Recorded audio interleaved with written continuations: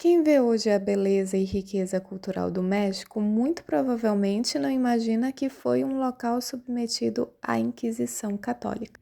Hoje nós vamos falar de um cacique um tanto quanto diferenciado e muito corajoso que enfrentou a Inquisição aqui na América, mais especificamente no México, na época da colonização. Dom Carlos de Texcoco, o cacique que desafiou o cristianismo na América. Então, bora contextualizar o período que isso aconteceu. Passados mais de 20 anos desde a chegada do Colombo à América, o governo espanhol já estava conseguindo conquistar boa parte das terras do Novo Mundo, incluindo o território que hoje nós conhecemos como Cidade do México. Para que o governo espanhol conseguisse manter a expansão cada vez maior nas terras indígenas e também manter a estabilidade das já conquistadas, a partir de 1523 foram enviados os primeiros sacerdotes cristãos, ou seja, os primeiros padres, a fim de catequizar os povos originários. Eu já gravei aqui para o canal um outro vídeo mais completo sobre a Inquisição Espanhola da Europa até a América, então depois eu sugiro que você dê uma olhada lá, porque aí você vai ter um pouco mais de dimensão, de referência de como ocorria e por que ocorria, né, esses processos contra os caciques, porque não foi só esse, aqui na América.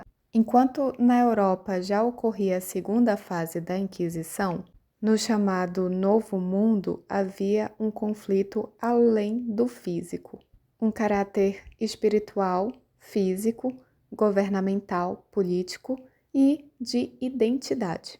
Era de grande importância e interesse do governo espanhol que esses padres franciscanos, bispos, membros do clero, conseguissem catequizar os indígenas, na época chamados de índios, já que da feita que fossem catequizados, eles abandonavam a sua antiga identidade, ou seja, a sua origem, os seus ritos ancestrais, para dar lugar à identidade que o governo desejava. Como nessa época o cristianismo na Europa, ele era mais do que uma doutrina ou religião e estava diretamente ligado à política, já que era pela vontade do Deus cristão que reis tinham a legitimidade para ser reis. Porque se alguém nascia em determinada posição social, era porque Deus quis. Só que, é claro, não era do dia para a noite que os indígenas iriam simplesmente aceitar a catequização desses padres,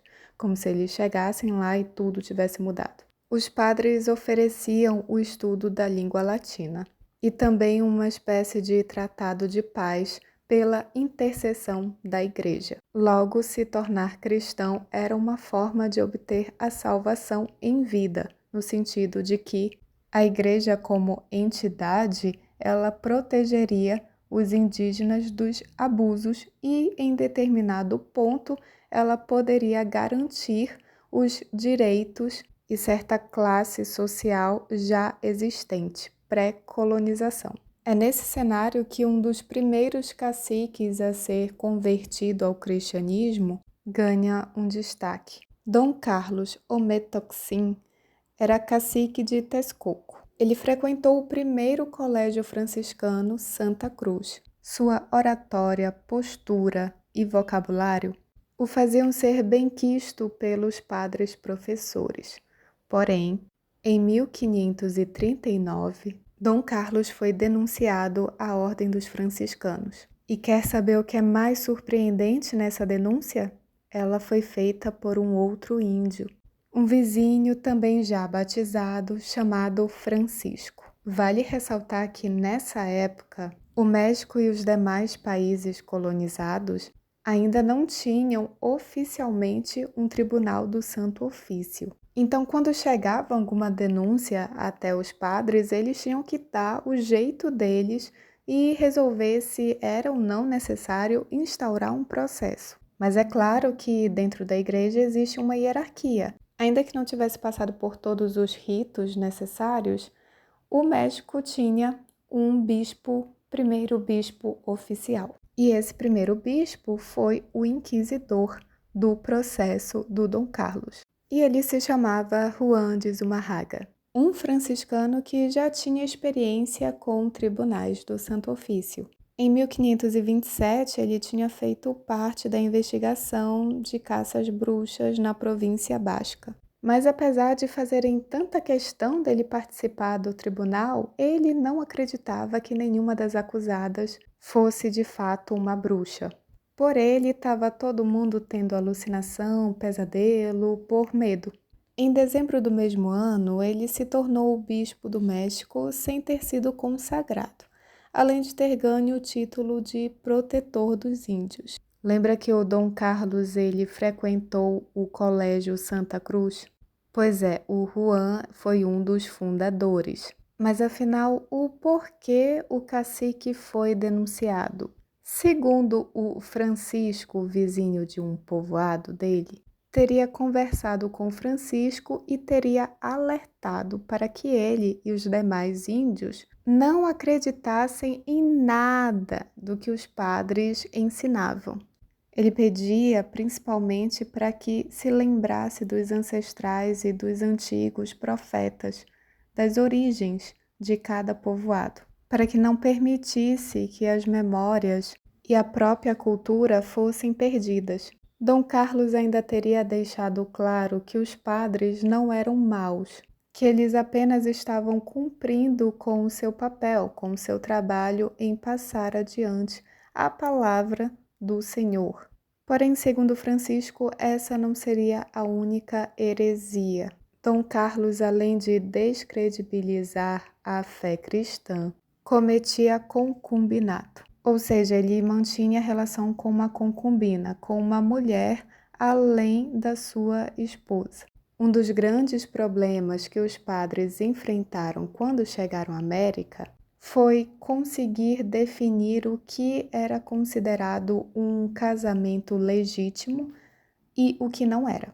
Para a grande maioria, se não todos os povos originários, o casamento ia bem além de duas pessoas. Era comum que, dentro da fé do cacique Dom Carlos, antes da colonização, pudesse haver mais de uma esposa. E, de fato, Dom Carlos já tinha outra esposa, antes de ser batizado e se tornado um cristão por razões políticas. Foi necessário uma ordem do Vaticano para considerar a primeira esposa como a esposa oficial e as demais seriam consideradas concubinas. Então, eles tinham que romper o laço com as demais esposas. De fachada, Dom Carlos teria rompido com a esposa que morava no outro povoado e mantinha o casamento legítimo com a primeira esposa. Mas a verdade é que às escondidas ele continuava dando assistência e vivendo com a outra esposa também. E quando ele foi questionado, interrogado por Juan e os demais padres ali presentes, ele simplesmente falou a verdade na cara de todos eles, o que deixou todos admirados e principalmente por causa das explicações que o Dom Carlos dava. A forma como ele se expressava era impecável. Dom Carlos não pediu perdão, ele apenas se revelou, mostrou quem ele era e o porquê era um líder, porquê era um cacique de fato. Dom Carlos se batizou por razões políticas, para manter o mínimo de dignidade ainda da sociedade que existia. Esse gesto, mostrando boa vontade perante o colonizador, poupava seu povo de massacres. Assim, após ter confessado, admitido seus crimes contra a fé, só lhe restou a sentença maior. Em 30 de setembro de 1539, Dom Carlos, o cacique, foi executado na fogueira. Por ordem do governo, os demais indígenas deviam estar na praça pública assistindo a execução. E por pior que seja essa sentença, e causar espanto ou surpresa vindo de um bispo com o título de protetor dos índios e com uma fama de tão benevolente, Em um cenário como esse, seria muito difícil Juan conseguir uma outra sentença que agradasse ao governo. Qualquer mínima oposição dos povos originários ao governo resultaria em um grande derramamento de sangue. Imagina ver que o cacique, que declarou não crer na fé cristã, foi absolvido do processo. Resultaria imediatamente em uma guerra civil. Os processos envolvendo indígenas costumavam ter uma pena mais branda, pelo menos enquanto a Inquisição não era oficial. Só que em 1569, o México teve oficialmente a Inquisição. Eu falo mais disso no vídeo Inquisição Espanhola da Europa América. Eu espero que você tenha gostado desse conteúdo. Se você gostou, lembre-se de deixar o seu like, que me ajuda bastante. E lembre-se de se inscrever no canal, tudo aquilo que você já sabe. Se você tem alguma sugestão de conteúdo, deixa nos comentários para eu ler. Quem sabe esse possa ser o meu próximo vídeo. Te vejo na próxima. Beijo, tchau!